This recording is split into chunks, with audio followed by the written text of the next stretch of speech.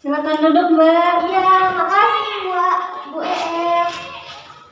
Ini benar dengan konselor yang bernama Ibu EF? Iya betul, Mbak. Ini saya sendiri. Ini Mbak Ayu ya yang kemarin WhatsApp saya ngajak janjian ketemu. Iya benar. Kemarin saya ngehubungin Ibu EF. Saya di sini ya pengen sedikit menceritakan masalah sih. Oh iya. Mbak Ayu gimana kabarnya, Mbak? Alhamdulillah gue sehat, cuman lumayan banyak ya namanya juga saya datang kemari pasti ada masalah ya Bu, jadi ya kurang ini sih Bu. Iya Mbak Ayu, gimana tadi di perjalanannya, macet atau gimana? Di perjalanan tadi lumayan macet ya, soalnya di sini jalannya sedikit rusak ya Bu Ef ya. Iya, lagi ada perbaikan kebetulan, soalnya kemarin-kemarin tuh banyak terjadi kecelakaan kan karena jalannya berlubang gitu, makanya sekarang jadi ada perbaikan gitu, Mbak. Pantesan macet. Pasti haus ya, Mbak? Iya. Sebentar ya, saya ambil minum dulu ya. Iya Bu.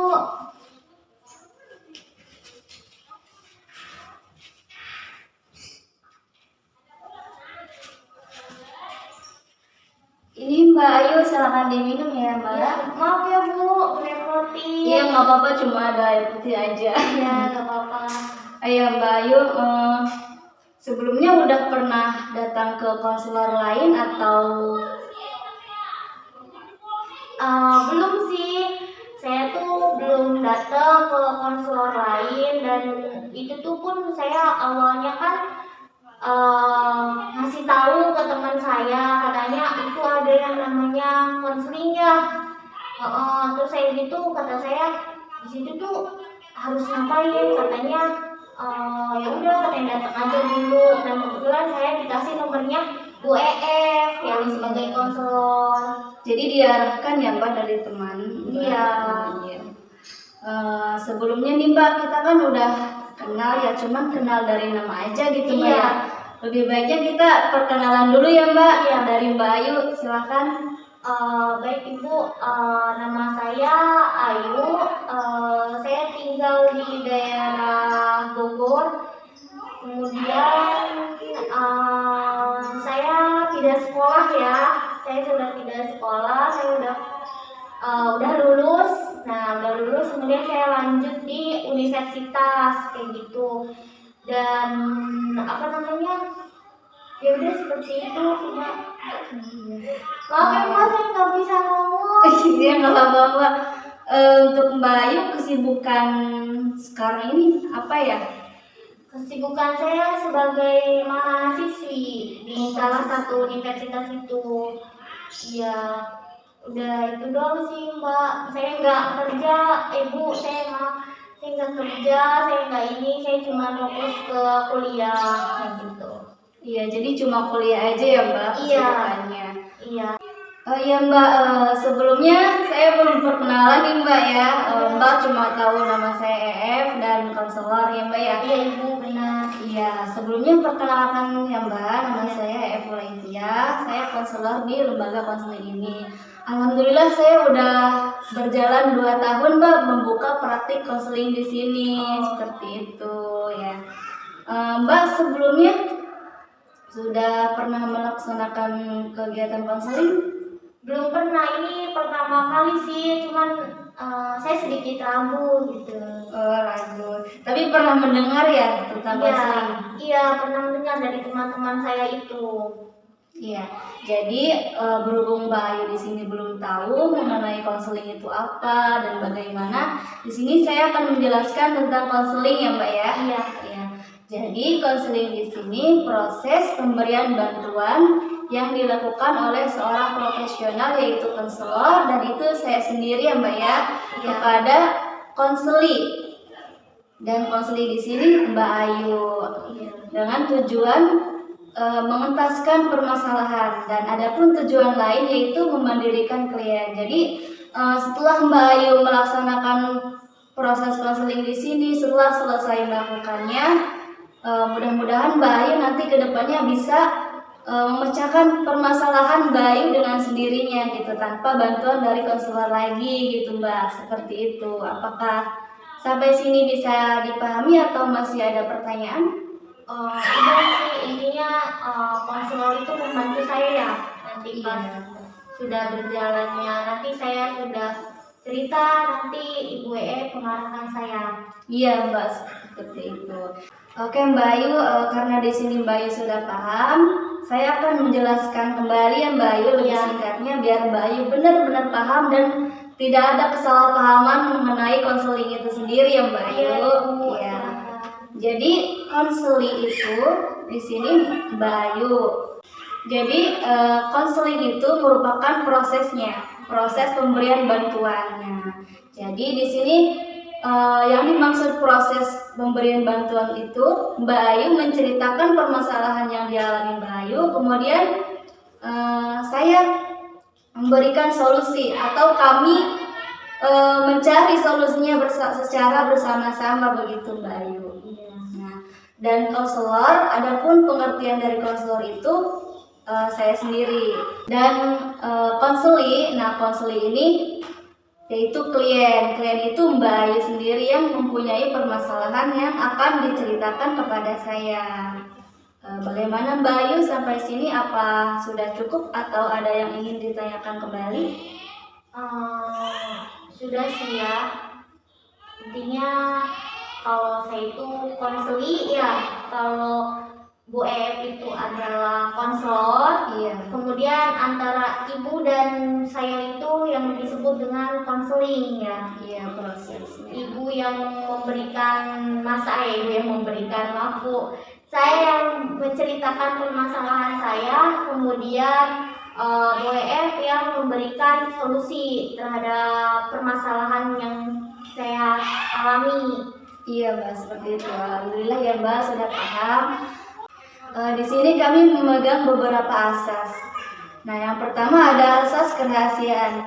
Jadi di sini ketika Mbak Ayu bercerita tentang permasalahan yang sedang dialami Mbak Ayu kepada saya, orang lain yang di luar tidak akan tahu. Jadi yang mengetahui hanya Mbak Ayu dan saya sendiri. Jadi di sini kami akan menyimpan rapat-rapat rahasia ini Mbak, sehingga Mbak menjadi percaya gitu ya untuk bercerita kepada saya. Sampai sini apa ada yang ingin ditanyakan Mbak? Tidak sih. Ya berarti sudah paham ya Mbak ya? Ya alhamdulillah. Asas selanjutnya yaitu ada asas kesukarelaan. Jadi di sini Mbak Ayu, saya harap Mbak dengan sukarela bercerita kepada saya mengenai permasalahan Mbak Ayu tanpa ada paksaan dari luar ya Mbak maupun dari saya sendiri. Jadi atas dasar keinginan Mbak Ayu sendiri untuk bercerita kepada saya ya Mbak. Sampai sini ada yang ingin dipertanyakan atau sudah cukup? Tidak ada sih. Intinya saya tuh benar-benar menceritakan semua masalah yang sedang saya alami ya Bu ya. Jadi nanti nggak boleh ada yang ditutup-tutupi. Iya Mbak, seperti itu. Jadi Mbak Ayu dengan sukarela ya Mbak bercerita gitu. Asas selanjutnya yaitu ada asas keterbukaan. Jadi di sini sudah saya jelaskan tentang asas kerahasiaan sehingga Mbak percaya ya Mbak untuk menceritakan permasalahan Mbak, dan Mbak pun dengan sukarela menceritakan permasalahan Mbak, dan saya harap Mbak bisa terbuka untuk menceritakan semua permasalahan Mbak, semua keluhan Mbak kepada saya dengan secara terbuka, tidak ada yang ditutup-tutupi ya Mbak. Ya sampai sini bisa dipahami atau ada yang masih dipertanyakan? Sudah. Ya alhamdulillah kalau sudah paham. Jadi setelah Mbak menceritakan semua permasalahan Mbak dan setelah kami diskusikan bersama, nah untuk jalan keluarnya itu, solusinya itu Mbak sendiri yang menentukan apakah akan mengambil solusi yang saya arahkan atau Mbak Ayu sendiri yang memiliki solusi. Nah itu dikembalikan kepada Mbak Ayu karena Mbak Ayu yang menjalankan untuk kedepannya. Seperti itu Mbak Ayu. Iya, karena di sini kita tidak ada keterpaksaan ya Bu ya. Iya, seperti itu. Oke. Sampai sini ada yang dipertanyakan atau sudah paham? Sudah paham. Oke, baiklah, bagus sekali. Jika sudah paham, apa nih yang akan Mbak Ayu ceritakan kepada saya? Jadi yang tadi sudah saya jelaskan ya, saya tuh tidak bekerja, saya sudah tidak sekolah ya, saya tuh sebagai mahasiswi di salah satu universitas. Nah kebetulan apa yang saya mau itu jurusannya itu Bu, saya tuh itu tidak bukan yang saya inginkan. Jadi jurusannya itu saya diarahkan oleh keluarga ataupun oleh kerabat saya untuk mengambil jurusan itu. Nah, kemudian intinya saya itu salah jurusan gitu kan ya. Saya terpaksa mengambil jurusan itu dan pada akhirnya sekarang semangat belajar saya, semangat kuliah saya itu kayak berkurang gitu kan. Yang tadinya semangatnya itu semangat benar-benar merah putih gitu, dan sekarang cuma putihnya doang, merahnya nggak ada gitu. Iya. Nah jadi di sini saya sedikit bermasalah sih dengan jurusan, soalnya jurusan saya itu kan apa ya, bukan yang saya pengen gitu kan ya. Jadi saya tidak paham juga gitu, dan sekarang saya bingung saya itu harus melanjutkan atau harus berhenti gitu di semester awal ini. Soalnya kalau misalkan berhenti kesian juga kepada orang tua saya, kepada kakak dan teteh saya yang sudah membiayai saya. Jadi sekarang apa yang harus saya ambil kayak gitu kan. Nah di sini saya bingung gitu, dan di sini lumayan terganggu ke kepikiran saya gitu kan ya. Dan akhirnya saya sekarang kebanyakan menyendiri, kebanyakan kayak sedih, galau kayak gitu kan. Orang-orang pada menikmati, kok bisa sih orang-orang menikmati gitu kan ya perkuliahannya, sedangkan saya tidak kayak gitu. Jadi Mbak intinya salah jurusan ya Mbak ya, dan Mbak ingin pindah ke jurusan yang Mbak mau gitu. Iya, dan universitas yang saya pengen kayak gitu. Jadi salah kampus juga begitu ya Iya, Mbak ya? seperti itulah. Iya. Jadi di sini sebenarnya jurusan apa sih yang Mbak mau gitu, dan Mbak ingin ke universitas mana gitu? Iya, saya kan pengennya ke jurusan seni ya, soalnya saya suka banget kayak nyanyi, terus ya kayak tari-tari gitu. Tapi bukan tari TikTok ya Mbak ya, itu beda Bu. Iya. Dan saya tuh pengen gitu ambil jurusan seni, karena bidang saya itu kayaknya seperti di situ. Tapi saya suruh mengambil jurusan hukum, kan itu bertolak belakang ya dengan keinginan saya. Jadi saya tuh harus seperti apa kayak gitu tuh, itu kan benar-benar 180 derajat beda banget kan. Ke hukum sama seni itu kan berbeda jauh Bu. Jadi saya pengennya sih ke jurusan seni kayak gitu, biar apa ya, biar enak dan saya menikmati seperti teman-teman kampus saya kayak gitu. Jadi Ibu merasa keberatan ya Mbak ya untuk menjalankan kegiatan perkuliahan yang tidak sesuai dengan keinginan hati ya Mbak ya? Iya. Jadi sebenarnya Mbak ini kuliah salah jurusan karena keinginan keluarga begitu Mbak? Iya, dari kerabat-kerabat.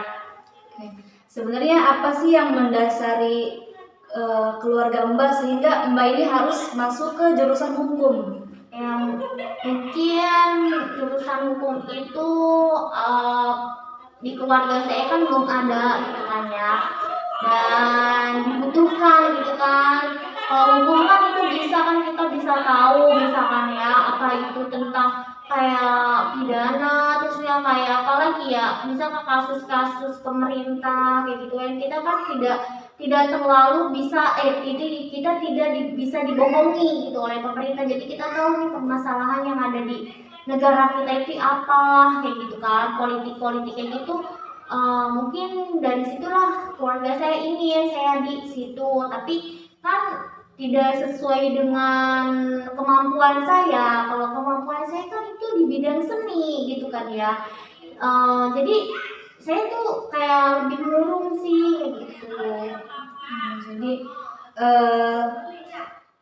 karena salah jurusan sehingga proses pembelajaran Mbak juga terhambat begitu ya Mbak ya. Iya.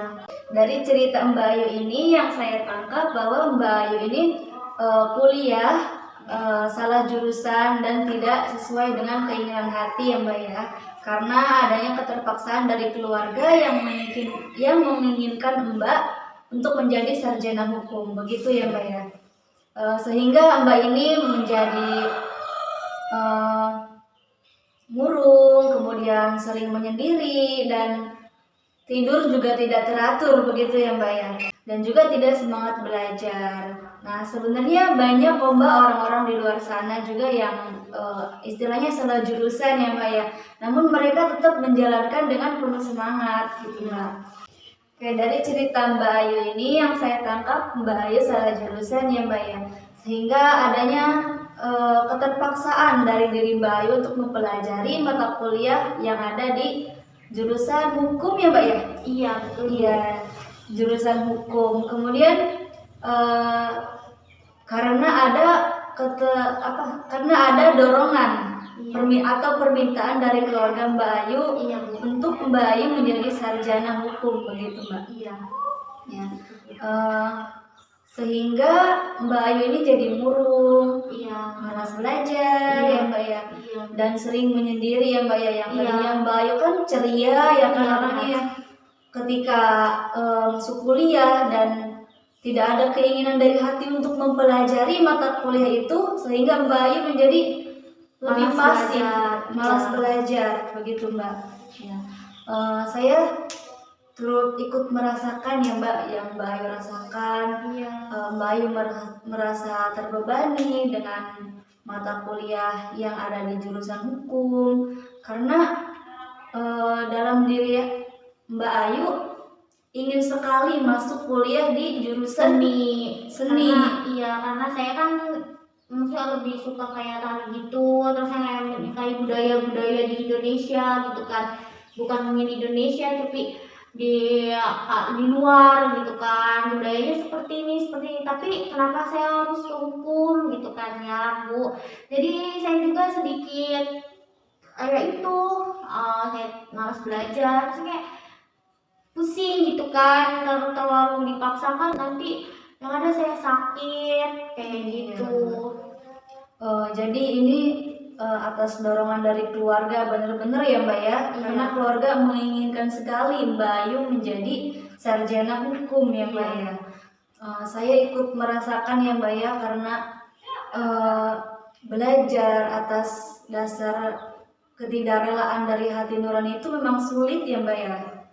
Ya jadi sebenarnya banyak Mbak di luar sana juga yang istilahnya salah jurusan ya, tapi mereka tetap menjalankan Mbak, tetap menerima dengan sukarela karena permintaan dari keluarga, dan keluarga pun tidak akan menjerumuskan anaknya, tidak akan menjerumuskan adik atau kakaknya untuk kuliah di jurusan hukum. Saya pikir kan Bu cuma saya doang gitu ya, ternyata banyak juga ya. Iya Mbak, banyak juga yang istilahnya salah jurusan begitu. Nah, dan alhamdulillah dengan mereka menerima apa yang keluarga mereka inginkan, walaupun awalnya itu dengan hati yang terpaksa mempelajari mata kuliah yang ada gitu Mbak. Nah, seiring berjalannya waktu mereka mulai menerima, dan alhamdulillah contoh ya Mbak ya, adik saya kedua orang tua saya menginginkan dia kuliah di kebidanan, namun adik saya ini lebih cenderung pada sosial. Nah, dari itu adik saya kuliah di kebidanan, kemudian awalnya ia memang sedikit terpaksa, namun seiring berjalannya waktu adik saya mulai menerima, dan alhamdulillah sekarang sudah jadi sarjana dan mulai membuka praktik Mbak yang ada di petir. Tahu Mbak petir? Oh iya, saya Iya. pernah mendengar ya itu. Iya, namanya bidandian ya Mbak ya. Iya.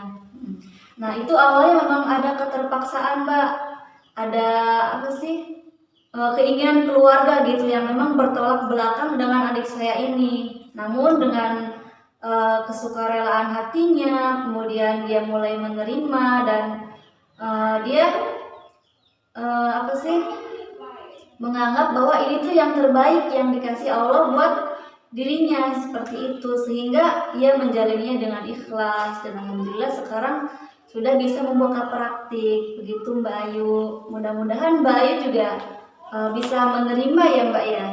Iya, saya lumayan terbuka ya apa yang tadi Ibu Ayah jelaskan. Ternyata apa yang saya alami itu bukan saya sendiri yang mengalami, tapi banyak orang juga yang mengalami.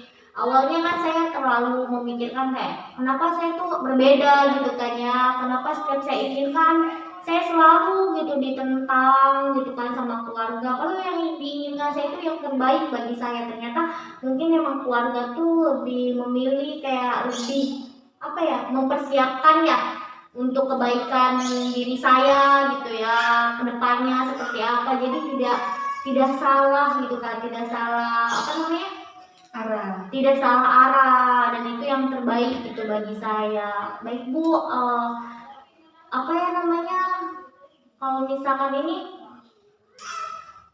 dan apa sih yang harus saya lakukan gitu untuk sekarang ini?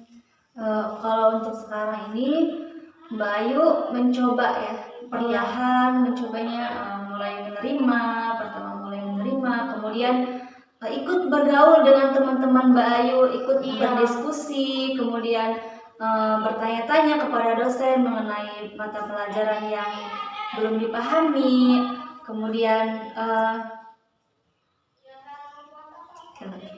kayak masih Berapa menit nih? 5 menit kok belum masih 1 menit aja ya.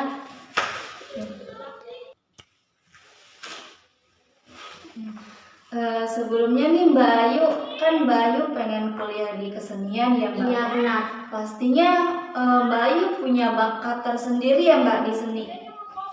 Iya, jadi saya punya, bukan bakat, saya juga antara bakat dan nggak tahu ya itu hobi atau Hobi ya, bakat. Mbak? Iya, saya nggak tahu dulu itu bakat atau hobi saya gitu kan. Soalnya sebelumnya itu kan saya sering gitu kayak ikut apa namanya, kayak apa ya, apa namanya tuh lomba, kalau misalkan Bu ini nih, saya sedikit lupa ya, pameran. Iya, pameran seni-seni gitu ya, apalagi di Banten kan banyak tuh kan pameran Lukisan ya Mbak ya? Iya, lukisan, sebelum pameran terusnya kayak lomba-lomba tari. Nah sebelumnya saya sering tuh ikut Bu kayak lomba tari sama teman-teman saya kayak gitu. Terus saya melihat pameran-pameran dari pulau-pulau mana gitu kan, oh ternyata seni di Pulau Papua seperti ini, seni di Pulau Mbak Ayu, permasalahannya kan salah jurusan ya Mbak ya, karena keluarga menginginkan Mbak Ayu untuk masuk kuliah di jurusan hukum dan ingin Mbak Ayu menjadi sarjana hukum ya Mbak ya. Dan Mbak ini ingin sekali masuk ke jurusan seni begitu Mbak? Iya, soalnya ya saya tuh kenapa ya suka seni, sebelumnya itu kan pas sekolah gitu ya kan, saya tuh suka gitu ikut-ikut lomba sama teman-teman saya, kemudian melihat pameran-pameran gitu kan, melihat pameran-pameran yang diadakan oleh pemerintah gitu kan. Contohnya ya seperti Banten kan sering tuh setiap bulannya ada pameran wayang, pameran lukisan, pameran kaligrafi, pameran dari pulau-pulau misalkan ternyata apa namanya, seni di Papua seperti ini, seni di mana ya, di Aceh seperti ini, itu kan menurut saya itu beragam gitu kan ya. Apalagi kan di Banten itu kan banyak sekali kan yang harus dieksplor gitu. Ya seperti di mana tuh, di Baduy itu kan salah satu budaya yang di Banten gitu kan, yang emang benar-benar harus dieksplor gitu. Ternyata Baduy itu seperti ini. Nah, saya tuh, menurut saya tuh suka gitu kan mempelajari tentang seni gitu kan, tentang budaya gitu tuh. Dan itu tuh membuat saya tuh happy gitu kan, bahagia. Nah, setelah itu pas saya lulus SMA, saya tidak tahu mengapa gitu kan ya. Pas saya sudah ini lulus, saya diarahkannya ke bidang hukum. Nah, saya bingung, hukum itu kan bukan bukan titel saya gitu kan ya, karena saya tuh sukanya seni gitu kan, bukan hukum gitu kan. Kalau misalkan hukum terlalu meranahnya ke politik gitu kan ya, politik dan itu terlalu menurut saya ya kejam. Bukan kejam ya, maksudnya kayak ini, dan akhirnya ya udahlah saya menerima gitu kan ya. Tapi ya itu saya sering apa namanya, belajar, saya selalu murung, belajar saya malas, main murung. Dan tadi yang pikiran saya sedikit terbuka gitu kan ya, setelah mendengarkan kata Bu ternyata banyak juga orang luar di sana yang merasakan apa yang saya rasakan. Betul. Salah satunya itu adiknya Bu gitu kan ya, dan akhirnya setelah adiknya Bu mendengarkan apa kata orang tua dan akhirnya sukses ya. Semoga aja saya juga seperti itu gitu kan ya. Dan awalnya kan saya berpikir kalau itu tuh saya doang yang merasakan gitu. Kenapa saya tuh berbeda dari anak-anak yang lain gitu kan ya. Kenapa saya harus menuruti semua keinginan dari keluarga saya? Tapi saya tidak pernah menuruti keinginan dari diri saya seperti itu. Ternyata keinginan dari keluarga itu mungkin keluarga sudah melihat apa yang dirasakan, apa yang terbaik bagi saya gitu tuh. Nah tadi saya sedikit terbuka gitu kan ya, pikiran saya setelah mendengarkan Bu seperti itu. Keluarga Mbak kan menginginkan Mbak untuk kuliah di jurusan hukum ya Mbak ya. Sebelumnya nih Mbak, keluarga Mbak tahu nggak sih kalau misalkan Mbak ini punya bakat di bidang seni ataupun Mbak ini menyukai seni seperti itu? Apakah keluarga mengetahui atau bagaimana Mbak? Kebetulan enggak sih ya, salahnya saya tuh enggak, setiap ada lomba atau setiap apa saya tidak pernah bilang. Saya tuh bisa dibilang introvert gitu ya, jadi saya sendiri gitu tuh. Tapi kalau misal masalah hobi, masalah saya suka kesini, saya selalu ceria gitu kan. Tapi kalau misalkan di rumah saya tidak pernah kayak menunjukkan gitu tuh. Lebih introvert ya Mbak ya kalau keluarga. Iya. Sebenarnya apa sih yang menyebabkan Mbak menutup diri dari keluarga? Padahal bakat seni, menyukai seni itu positif, maksudnya hal yang positif loh Mbak gitu. Iya. Kenapa Mbak menutup diri dari keluarga? Ya karena nyaman aja gitu ya. Kalau misalkan ya mungkin gimana ya, kurang ini aja gitu kan. Makanya saya udahlah, lebih baik saya sendiri. Pikiran saya tuh ya udahlah, yang penting saya itu bahagia tanpa keluarga saya tahu. Maksudnya kayak keluarga saya itu yang penting saya tahunya belajar gitu kan. Dan saya tidak pernah membuka diri kalau saya itu menyukai seni seperti itu. Dari cerita Mbak yang saya tangkap, Mbak ini lebih aktif di luar rumah ya Mbak ya, seperti di sekolah, di organisasi. Apakah seperti itu Mbak? Iya Ibu, seperti itu. Oke. Iya Mbak, yang saya tahu seni itu cukup unik ya Mbak. Kemudian menarik dan membuat kita ceria ya Mbak. Kemudian Iya, benar. Seni juga bisa menggali kreativitas kita yang terpendam, begitu Mbak ya. Iya, merasakan itu kebahagiaan saya gitu tuh kan. Jadi ya udahlah gitu tuh, saya menikmati aja. Ya mungkin kesalahan saya gitu kan. Saya tidak bilang gitu kenapa saya suka seni dan kenapa ini, dan akhirnya ya udah gitu. Oh, jadi seperti itu ya Mbak ya, karena kurangnya komunikasi mungkin ya antara Mbak dengan Iya, keluarga. benar.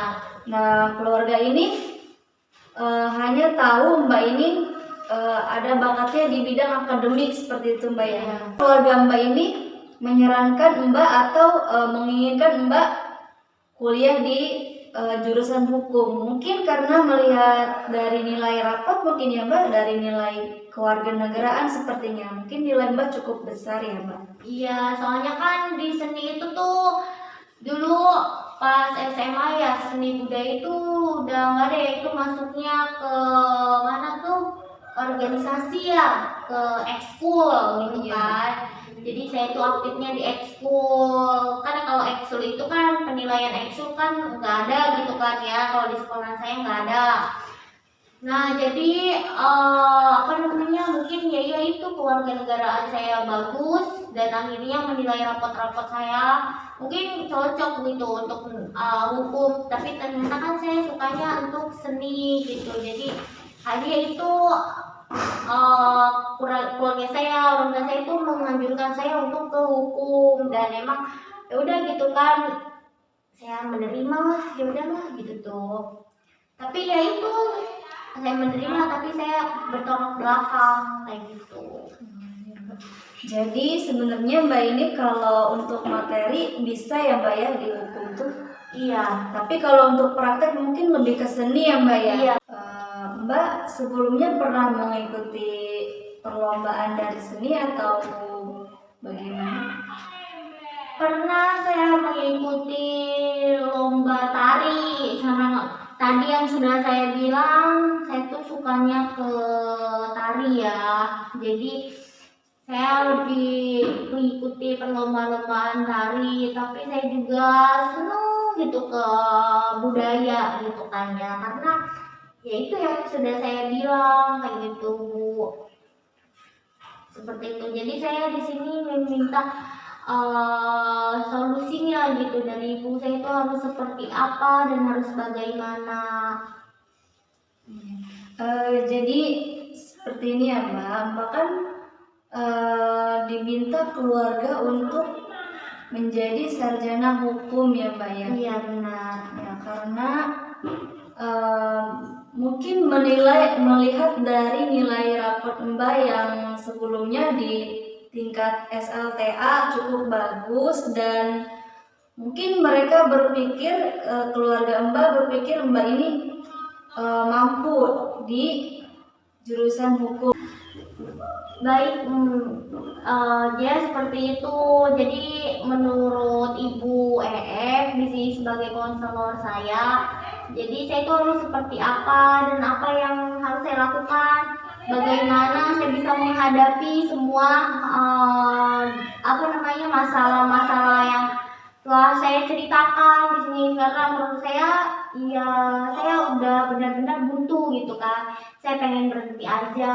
Kalau saya berhenti nantinya saya tidak kuliah, dan itu mungkin membuat keluarga saya bersedih gitu kan ya. Kecewa, ya benar, kecewa. Jadi apa sih yang harus saya ambil tindakannya? Jadi di sini Mbak sudah kuliah di jurusan hukum ya Mbak ya? Iya benar. Namun di sisi lain Mbak sangat menyukai seni dan Mbak Iya. ingin mendalami bakat Mbak di bidang seni itu. Iya benar Mbak ya. Jadi yang mengusulkan Mbak untuk kuliah di jurusan hukum ini kan keluarga ya Mbak ya? Iya benar. Pasti semua keluarga, semua orang tua di sini menginginkan yang terbaik untuk anaknya, terutama Iya, orang tua benar. Mbak sendiri gitu ya Mbak ya. Nah, menurut saya Mbak tetap melanjutkan kuliah Mbak di jurusan hukum, karena yang saya dengar dari cerita Mbak tadi, nilai kewarganegaraan Mbak cukup bagus ya Mbak ya ketika Iya. Mbak berada di tingkat SLTA. Iya. Nah, mungkin dari situ orang tua Mbak melihat bahwa wah, kemampuan anak saya ini di bidang hukum loh. Iya. Nah, sehingga terdoronglah dari pikiran mereka untuk menyarankan Mbak kuliah di jurusan hukum. Iya. Seperti itu. Dan saya yakin Mbak juga mampu mendalami ilmu hukum juga Mbak. Jadi di sini Mbak bisa ikut organisasi namanya Gesbika ya Mbak ya. Oh iya benar. Iya, Mbak ikut Gesbika? Saya tidak, saya itu ya saya lebih ke introvert, saya lebih pendiam gitu. Jadi saya tidak terlalu mencari tahu dan kepo apa sih yang ada di kampus itu. Iya. Mungkin karena Mbak ini merasa terbebani dengan jurusan yang Mbak jalani sekarang ya Mbak ya, sehingga Mbak jadi masa bodoh ya Mbak ya di luar. Jadi kayak tidak mencari tahu apa aja kegiatan yang ada di luar mata kuliah. Kemudian Mbak juga tidak berbaur dengan teman-teman Mbak karena Mbak ini merasa terbebani dengan mata kuliah di jurusan hukum itu gitu. Tapi menurut saya Mbak tuh mampu menjalankan perkuliahan yang ada di jurusan hukum. Karena yang tadi saya sudah contohkan, adik saya pun yang dahulunya karena keterpaksaan kuliah di kebidanan, kemudian dengan adanya motivasi mungkin dari teman-temannya, dia juga kalau dari sosial bagus, nah sehingga terdorong dari dalam dirinya itu untuk lebih bersemangat lagi, untuk bisa lebih menerima dengan apa yang sudah dijalankan gitu. Jadi saya tuh harus bisa menerima ya, sedikit demi sedikit gitu kan. Jangan langsung kayak ini gitu ya.